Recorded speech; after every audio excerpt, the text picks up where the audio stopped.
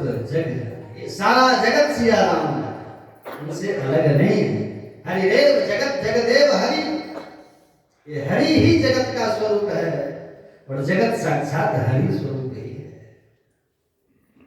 अंगूठी में सोना है, सोने की अंगूठी, एक ही बात है।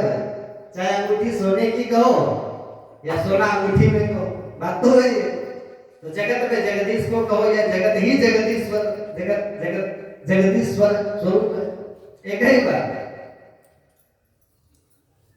तो जब आप मटका कहोगे, कुल्हड़ कहोगे, तो एक आकृति विशेष का ज्ञान होता है। बाकी मिट्टी कहने पर सब कुछ एक ही होता है, चाहे कुल्हड़ हो, चाहे दीपक हो, चाहे सकोरा, कुछ भी हो, मिट्टी कहने पर सब बराबर एक है। तो यदि कुल्हड़ अकेला कहा तो फिर एक आकृति विशेष का अलग ज्ञान होगा। उसी प्रकार से संसार ये सब जगत रूप है और ये सब भगवत स्वरूप है। जगन्नाथ ने ही जगत का रूप धारण किया, किंतु स्त्री कहोगे तो एक विशेष आकृति है, पुरुष कहोगे तो एक, कुत्ता कहोगे तो दूसरी, ऐसे आकृतियां अलग अलग हैं। 84 लाख योनियां हैं, परंतु जगत के नाम से सब एक ही है। मटेरियल सब में एक ही, चित्त जल पावक गगन समीरा के मटेरियल से ही ये तमाम अनेक प्रकार की आकृतियां और नाम अलग अलग संज्ञाएं अलग अलग प्राप्त हुई। बोल भक्तवत्सल भगवान की। इस प्रकार से प्रथम श्लोक ब्रह्म का व्यापक स्वरूप जो तत्व का है वो परिचय सुखदेव जी ने दिया। बोल सदगुरु महाराज की जय। राधे राधे गोविंद गोविंद, राधे राधे राधे गोविंद गोविंद, राधे राधे राधे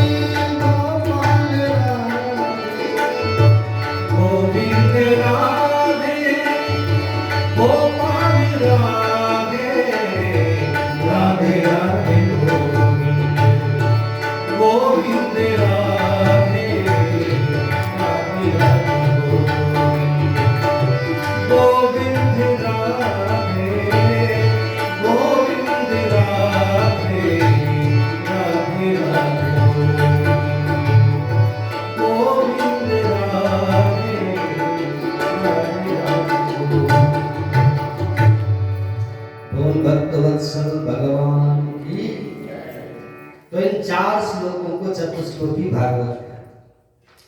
प्रथम श्लोक में तत्व का वर्णन, दूसरे श्लोक में माया का स्वरूप समझाया, तीसरे श्लोक में जगत का स्वरूप बताया और चौथे श्लोक में जिज्ञासु का स्वरूप बताया कि यही सब जानने योग्य है।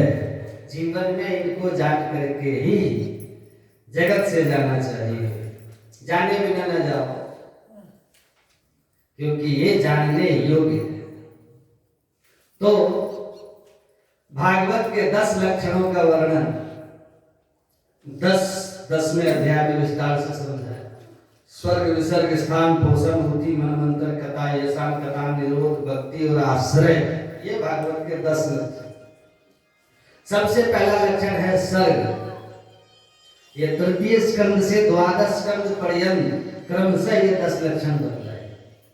तृतीय स्कंद में सर्ग का वर्णन है। सर्ग मतलब सृजन, सृष्टि, सृष्टि को ही सर्ग कहते हैं।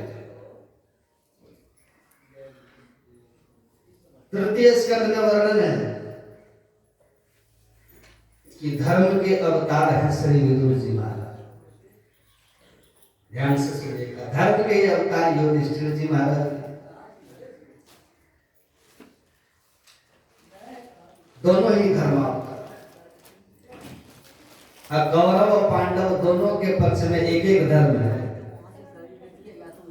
कौरव पक्ष में विदुर के रूप में, तो पांडव पक्ष में युधिष्ठिर के रूप में, दोनों पक्षों में धर्म है,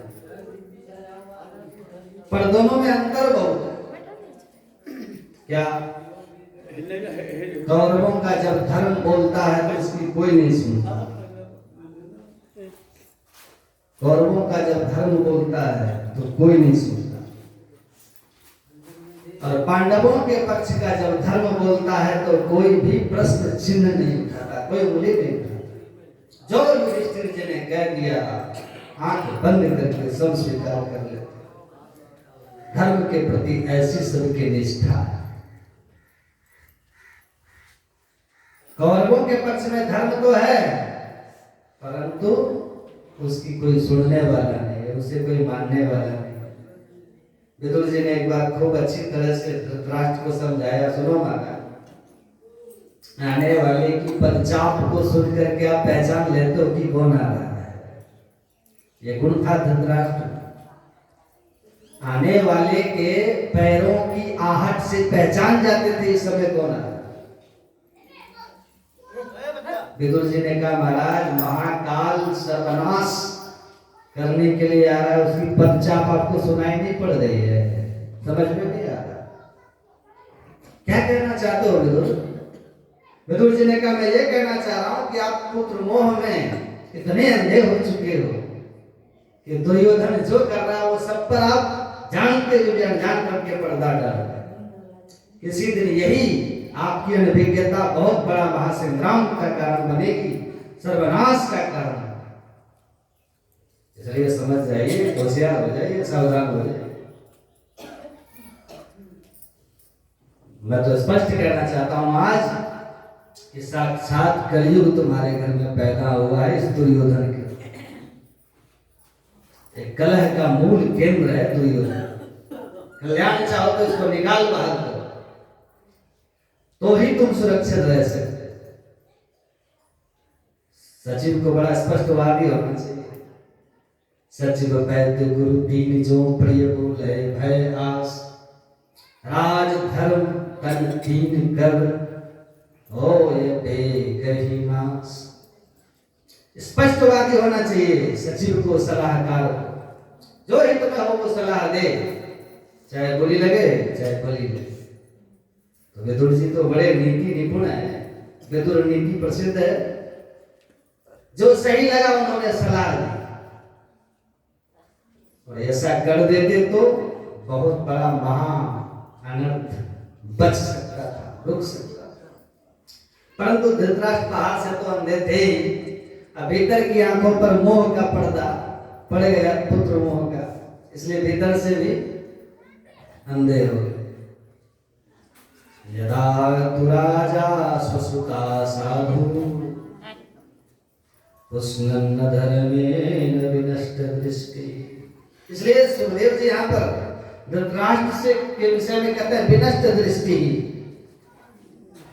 सिर्फ नष्ट दृष्टि नहीं कहा, विनष्ट दृष्टि भी उपसर्ग लगा, क्योंकि नष्ट दृष्टि कहते तो केवल आंख फूट गई ऐसा परिचय देता। विनष्ट दृष्टि कह करके कि वो भीतर की आंखें भी, उन पर भी पर्दा पड़ गया है, इसलिए विनष्ट दृष्टि का सुखदेव। परंतु जब विदुर जी कह रहे थे कि इसको त्यागने में तुम्हारा कल्याण है, नहीं तो ये सर्वनाश कर, तो दुर्योधन ने सुन लिया। ओ तिलमिला तुरंत दरबार में आके बोला, ए दासी पुत्र, ये औकात तू मुझे घर से निकलवाना चाहता है? किसने बुलाया था तेरे को यहाँ पर परामर्श देने के लिए? भाग यहाँ से। हमारे टुकड़े खाता है, हमारी थाली में छेद करता है। कहे मत्रोपजवाब चिन्मम दास्या सुतम यत् बलदैव पुष्टः।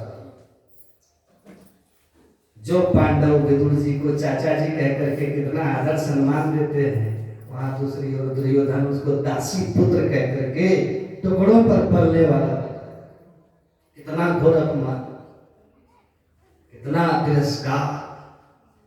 गजब की बात बड़े दरबार में हो रहा है, अब वो भी युधिष्ठिर जी धृतराष्ट्र के सामने हो रहा है। अरे अंधे हैं, दिखाई नहीं पड़ रहा तो सुनाई तो पड़ रहा है, पर धृतराष्ट्र सब सुन रहे हैं, सब समझ रहे हैं कि क्या हो रहा, फिर भी मौन है। राजा जब मौन हो जाता है तभी अनर्थ चारों तरफ अपनी जड़ें मजबूत करने लगता है। हम लोगों ने खूब अच्छी तरह से देख लिया, 10 साल तक मौनी बाबा बने रहे तो चारों तरफ देखो कितने अनर्थों के बीच मजबूत हो गए थे। छोटे छोटे देश भी हमको आंख दिखाने लगे थे। तो जब धृतराष्ट्र जो राष्ट्र को ही पकड़े बैठा है, केवल अपनी कुर्सी को पकड़े बैठा, उसे बिल्कुल उसे कोई मतलब नहीं क्या हो रहा है, उसी का नाम धृतराष्ट्र। धृतराष्ट्र जब अंधा बन करके कुर्सी से चिपक के रह जाता है, तभी चारों तरफ दुर्योधन जैसे कुचक्र षड्यंत्रकारी लोग अपना अपना प्रभाव दिखाना चालू कर देते हैं, अनर्थ के बीज बोलने चालू कर देते हैं। विदुर जी ने जब देखा कि ये मेरी कोई सुनने वाला नहीं, बल्कि जो कहे वही अपमानित हो, तो ऐसी सभा में रहना नहीं चाहिए। दुर्योधन तुम हमको क्या निकालोगे, हम तुम्हें त्याग करके जाए। और इतना कह करके धनुष बाण दरवाजे पर रख करके निकल गए विदुर जी। और जहां इस प्रकार की कार्यशैली हो तो बुद्धिमान महामंत्रियों का यही कर्तव्य है कि जब राजा विनाश की ओर जा रहा हो और तुम्हारी एक न सुन रहा हो तो अपना कल्याण करो, वहां से खिसक लो इसी में भले, नहीं तो नौका डूबेगी तो तुम भी बचोगे नहीं, तुम्हें भी डूबना पड़ेगा। इसलिए विदुर जी ने कहा तुम लोगों का नमक खाया है, इसलिए तुम्हारे साथ में गद्दारी तो नहीं करूंगा। धनुष बाण इसलिए दहली पर छोड़ के गए कि लेके जाऊंगा तो ये समझेंगे साथ विपक्ष से मिलने जा रहे हैं, हमारे दुश्मनों से समझौता करने जा रहे हैं। धनुष बाण त्याग करके विदुर जी ने संकेत दिया कि मैं तुमसे तुम्हारा विरोध तो नहीं करूंगा, दुश्मनों से भी नहीं मिलूंगा, परंतु तुम्हारे साथ भी नहीं रहूंगा। जहां अपना सम्मान न हो, जहां अपने व्यक्तित्व की अपने स्वाभिमान की रक्षा न हो, ऐसी जगह पर रहना भी उचित नहीं है। पर सुखदेव जी कहते परीक्षित ये विदुर जी नहीं जा रहे, तो शनि कहता है कौरव पुण्य लब्धो, कौरव पुण्य लब्धा, मानो समस्त कौरवों का पुण्य ही आज विदुर जी के रूप में उनका परित्याग करके चला गया। विदुर जी धर्म के स्वरूप है, और जब धर्म का परित्याग कौरवों ने कर दिया या धर्म ने कौरवों का परित्याग कर दिया, बस उसी क्षण से कौरव आयुहीन हो गए, शक्तिहीन हो गए। क्योंकि यतो धर्म ततो जयः, जब आप धर्म की रक्षा करेंगे, धर्मो रक्षति रक्षितः, जो धर्म की रक्षा करता है धर्म उसकी रक्षा करता है। जहां धर्म सुदृढ़ रहता है उसी पक्ष की विजय होती है। विदुर जी के त्यागते ही मानो धर्म निरपेक्ष हो गए सभी कौरव, कौरव दल धर्म निरपेक्ष हो गए। जैसे विभीषण जी जब तक लंका में रहे लंका सुरक्षित रही, जहां विभीषण को लात मारी, विभीषण जी निकले तो सारे निशाचर आयुहीन हो गए। अस कह चला विभीषण जब ही आयुहीन, भय सब तब अस कही चला विभीषण जब ही आयुहीन, भय सब तब आयुहीन, भय सब तब ही आयो हीन, भय सब तब सब आयो हीन। वही कौरवों की स्थिति हो गई। विदुर जी तो तीर्थ यात्रा करने निकल गए। अनेक भारतवर्ष के तीर्थों में परिभ्रमण करते करते जमुना जी के किनारे बहुत दिनों के बाद उनकी भेंट उद्धव जी से हो गई। उद्धव जी से पूछा, कहो भैया उस महाभारत का क्या हुआ? उद्धव जी आश्चर्यचकित होकर विदुर जी को देखने लगे कि आपको कुछ नहीं मालूम, कहाँ थे? विदुर जी बोले, हम तो तीर्थ यात्रा करने चले गए। ओह, आप तीर्थ यात्रा करने चले गए महाराज विदुर। इधर पूरा महाभारत संपन्न हो गया, पांडव विजयी हो गए और गोविंद भी लीला संवरण करके अपने परम धाम चले गए। जो विदुर जी ने सुना कि गोविंद भी परम धाम चले गए, हमें तीर्थ यात्रा ही करता रहा, मुझे पता ही नहीं चला। उद्धव भैया तुम कहाँ जा रहे? उद्धव जी बोले, प्रभु ने मुझे दिव्य उपदेश दे करके बद्रीनाथ जाने की आज्ञा दी है, सो मैं बद्रीनाथ जा रहा हूं। अच्छा, कौन सा उपदेश दिया प्रभु ने तुम्हें? हमें भी सुना दो भैया। उद्धव जी बोले, हम सुनाने की हालत में अभी नहीं है, पर उपाय बताते हैं कि मेरे साथ बैठ के मैत्रेय जी ने भी वही उपदेश सुना था। तुम्हें सुनना है तो मैत्रेय जी के पास जाओ, जो हरिद्वार में तुम्हें मिल जाए। विदुर जी तुरंत सीधे मैत्रेय मुनि के पास हरिद्वार में पहुंचे और यहीं से विदुर मैत्रेय संवाद प्रारंभ होता है भागवत का। विदुर जी ने कहा, महाराज संसार का प्रत्येक प्राणी सुखी होने के लिए दिन रात प्रयत्नशील है, किंतु जितना सुख का प्रयास करता उतना ही दुख के दलदल में धंसता चला जाए, सुखी नहीं हो पाता। कृपा करके बताइए, जीव सुखी कैसे होगा? सुखाय कर्माणि करोति लोको न तय सुखम वान्यदुपारमम्। विदुर जी से मैत्रेय जी कहते हैं, विदुर जी महाराज आपने बहुत सुंदर प्रश्न किया, आप तो साक्षात धर्म के अवतार हो। मांडव्य शापात् भगवान प्रजा संयमनो यमान, बातु क्षेत्रे मुजस्याय जात सत्यवती सुतः। एक श्लोक में विदुर जी का पूर्व चरित्र सुनाया कि एक मांडव ऋषि थे, मांडव तप कर रहे थे। सुनिएगा, झोपड़ी में एक कांत वन में एक राजा के यहाँ चोरों ने चोरी करी। राजदूतों को पता चल गया, सो पकड़ने को भागे। चोरों ने दौड़ लगा, आगे चोर पीछे पुलिस वाले। भागते भागते जब चोरों को लगा हम बच नहीं पाएंगे, पकड़े जाएंगे, तो जो मांडव मुनि की झोपड़ी थी उसमें घुस गए। चोरी का सारा माल झोपड़ी में इधर उधर छुपा दिया, स्वयं बाबा जी बनकर के उनके चारों तरफ बैठ गए। ध्यान लगा। राजदूतों ने कहा कि चोर आए तो इसी तरफ है, लगता है कि झोपड़ी में तो नहीं। झोपड़ी में देखा तो यहाँ तो साधु लोग बैठे, तो अब साधु को कैसे पकड़ा जाए? चोर है कि साधु है, कैसे पता चले? तो झोपड़ी में इधर उधर खोजबीन कर गई तो माल पकड़ा गया। जब माल निकल पड़ा तो समझ गए ये सब के सब नंबर एक चोर है, बचने के लिए नाटक कर रहे हैं, सबको पकड़ लिया। अब चोरों के चक्कर में बाबा जी भी पकड़ गए। वे तो अच्छे भले भजन कर रहे थे मांडव, उन्हें तो कुछ पता ही नहीं कि क्या चक्कर हो गया। चोरों ने जो चालबाजी करी उसमें महात्मा भी फंस गए। 4 चोरों के साथ में बाबा जी को भी पकड़ के 5वें नंबर ले आए, राजा के सामने प्रस्तुत किया। महाराज ये सब पक्के चोर हैं, सारा माल बरामद हुआ इनके झोपड़ी से। राजा कुपित हो गए, आदेश दिया सबको सूली पर लटका। एक एक करके सबको सूली पे चढ़ा दिया कि सब मारे गए। पर मांडव मुनि जब सूली पर चढ़े तो परम योगी लटके रहे, उन्हें कुछ हुआ ही नहीं। अब राजा को बड़ा ये तो कोई सचमुच सिद्ध महात्मा है।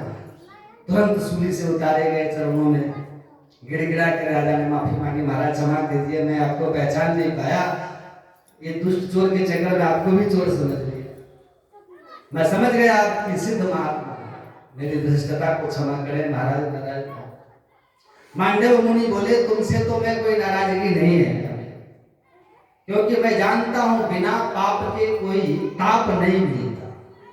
हमारे जीवन में जो भी कष्ट हमें मिलता है वो किसी पाप का ही परिणाम होता है।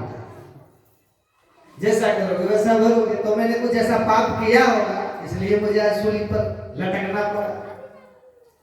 पर मैं अपनी दिव्य दृष्टि से देख रहा हूं, अपने होशो हवास में मैंने आज तक जीवन में कोई पाप नहीं किया। ऐसा कोई पाप मेरे जीवन में नहीं है जिसके कारण मैं सूली पर लटका जाऊं।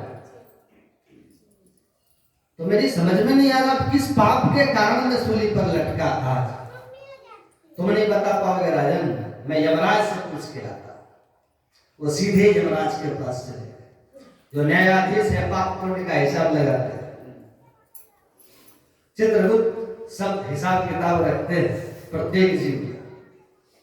तो जाकर के यमराज से बोले, यमराज और धर्मराज एक ही है, पुण्यात्मा उनको धर्मराज कहते हैं। अब पापी लोग उसे यमराज कह के उसके डरते हैं। तो जब मांडव ऋषि पहुंचे तो यमराज ने स्वागत किया, आइए ऋषिवर, कैसे आना? बोले ये बताओ, मैं आज सूली पर लटकाया गया तो किस पाप के परिणाम से ये कष्ट मिला? तुम जरा मेरा बही खाता देख के बताओ। यमराज ने चित्रगुप्त से पूछा, जरा बताओ। चित्रगुप्त ने कहा कि महाराज, और तो इन्होंने बहुत अच्छे काम किए, अभी तक जीवन में कोई पाप इनसे बना नहीं, पर इनको याद नहीं है जब ये छोटे बच्चे थे तो एक जीव को इन्होंने एक कांटे की नोक से चुभो चुभो करके मार डाला था, खेली खेल। तो बच्चे तो क्या जाने पाप पुण्य का, उनके लिए तो हर चीज खेल है।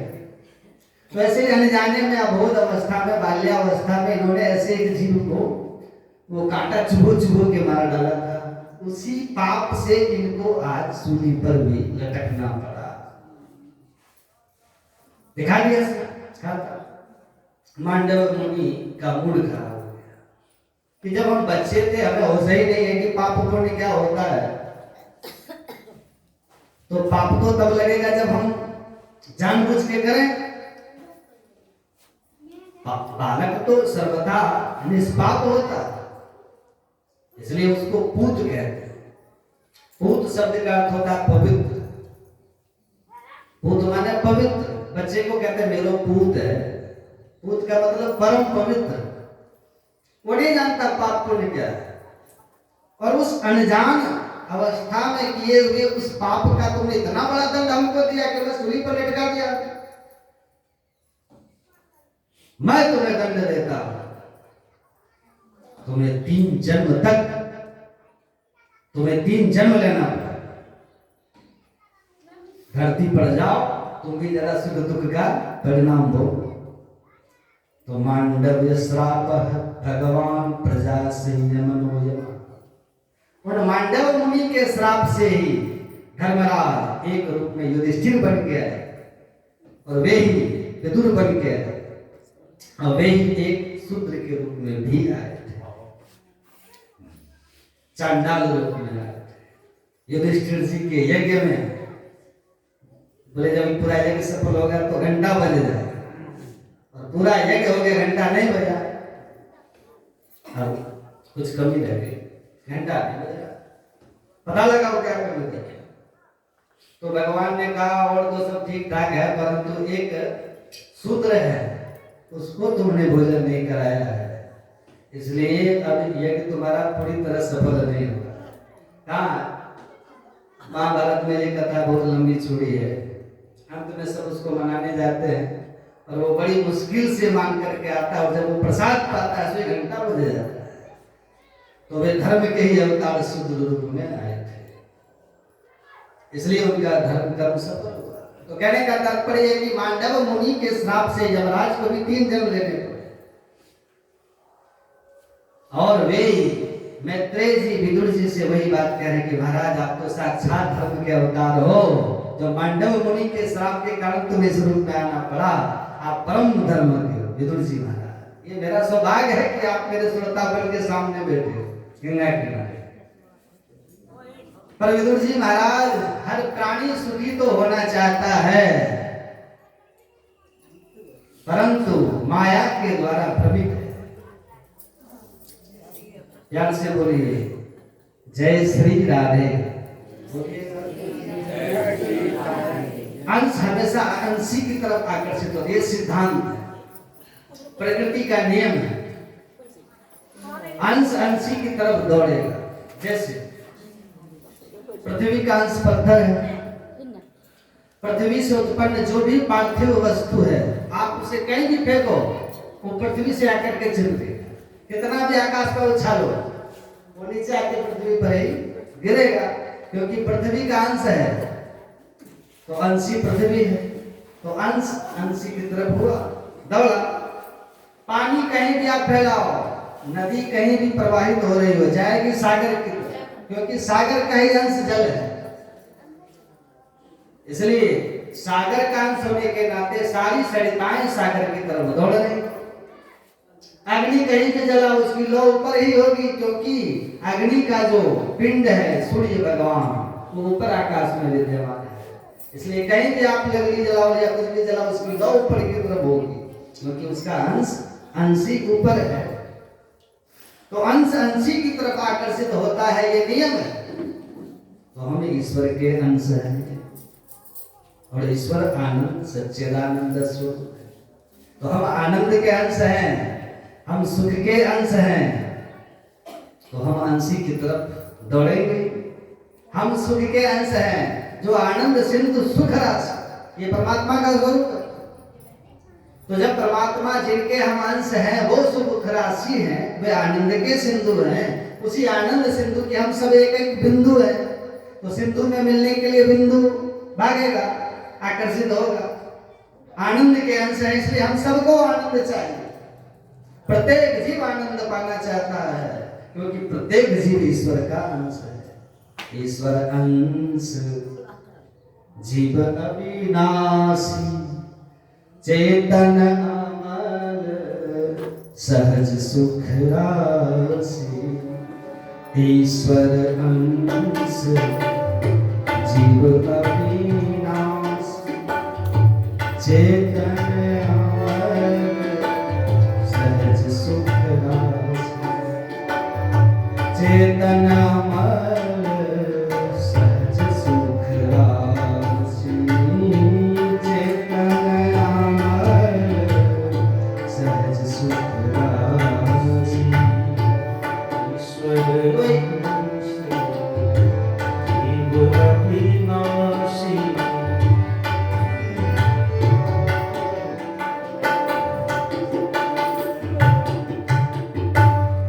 ईश्वर अंश जीव अविनाशी होने के नाते अंशी की तरफ आनंद की तरफ भागता है।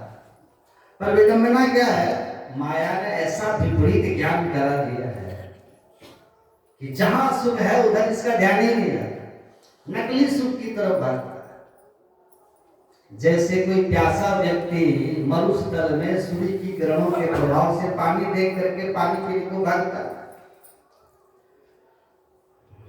हिरण को जब प्यास लगती है जंगल में, तो सूर्य की किरण से जो पृथ्वी में पानी जैसा दिखाई पड़ता है मृद कृष्णा, उसी इसलिए उसका नाम पड़ा कि वो जलाशय के पास में भी होगा तो पानी को छोड़ करके उस पानी को पीने भागता है जो मरुस्थल में भी रहा है। सोचिए, अब बेचारा उसी पानी का पीछा करते करते मर जाए, पानी की बूंद नसीब नहीं होती। ऐसे ही संसार में तो सुख है नहीं, और माया संसार में सुख दिखाती है। ये माया का भ्रम है। रज्जो यथा है ब्रह्म, कभी कभी रस्सी सांप दिखने लगते, भ्रम है। ऐसे संसार में सुख का भ्रम होता है, सुख है। गीता में भगवान ने संसार को एक नाम दिया, दुखालयम शाश्वतम, ये दुख का घर है। एक सेठ जी ने अपने अबोध बालक को, बच्चे को, ना समझता बच्चा, उसको 100 का नोट पकड़ा, बेटा गर्मी का मौसम है, आम आ गए होंगे मार्केट में, तो 100 का नोट ले आम ले गया। वो भला भला नन्हा सा बच्चा था, 100 का नोट लेके गया, मार्केट पास में थी। तो एक दुकान पर ढेर सारे अनेक प्रकार के फल होते हैं, सजे देखे उन्होंने, उसी के पास पहुंच गए, भैया जी 100 रुपए के आम दे दो। उसने पट से पकड़ा दिए। पिताजी ले आया, बोले बेटा ठंडे पानी में बाल्टी में कहीं डाल दो ताकि खूब ठंडे हो जाए, तब प्रेम से चूसेंगे। बच्चे ने डाल दिया। 2-4 घंटे बाद शाम को आके सेठ जी बोले बेटा अब लाओ तो जरा आम खाए। जैसे बाल्टी में जाके देखा उसमें मिट्टी पड़ी, आम हो गई। बेटा ने कहा पिताजी मैं तो इसी में डाल के गया था। अरे किस दुकान से लाए जरा बता दो। दुकानदार के पास ले गया बच्चा, इसने दिए थे। सेठ जी ने उसको गाली देना चालू कर दिया, अरे भाई मेरे बच्चे को ठग लिया तो नहीं, ठगिया कहेंगे, कैसे हम पकड़ा दिए, एक भी खाने के मतलब क्या नहीं निकला। दुकानदार ने हाथ जोड़ के कहा सेठ जी नाराज बाद में होना, पहले दुकान का बोर्ड तो पढ़ लो, स्पष्ट लिखा है नकली फलों की दुकान। मेरे पास सारे फल हैं पर सब मिट्टी के बना के रंग रोगन करके सजा के धरता हूँ। लोग घरों को सजाने के लिए ले जाते हैं, दिखाने के, ये सब दिखाने के फल है, खाने वाले नहीं है, क्योंकि नकली है सब मिट्टी के। तुम्हारे बेटे ने हमसे कहा हमें आम चाहिए, हमने आम पकड़ा दिए। अब हमें क्या मालूम खाने को ले जा रहा है कि सजाने को ले जा रहा है। तो देखने में तो असली लगते हैं पर खाने के मतलब के नहीं, केवल देखने के मतलब के। ऐसे संसार में सुख तो बिल्कुल असली दिखाई पड़ता है, पर ये सुख केवल देखने के लिए है, खाने के मतलब का नहीं। उपभोग योग्य सुख नहीं है, केवल दर्शनीय है। हर आदमी कहता है साहब जिंदगी तो आपकी है, आप बड़े सुखी हो महाराज, हमारी तो बस पूछो मत। बड़े बड़े सर हर व्यक्ति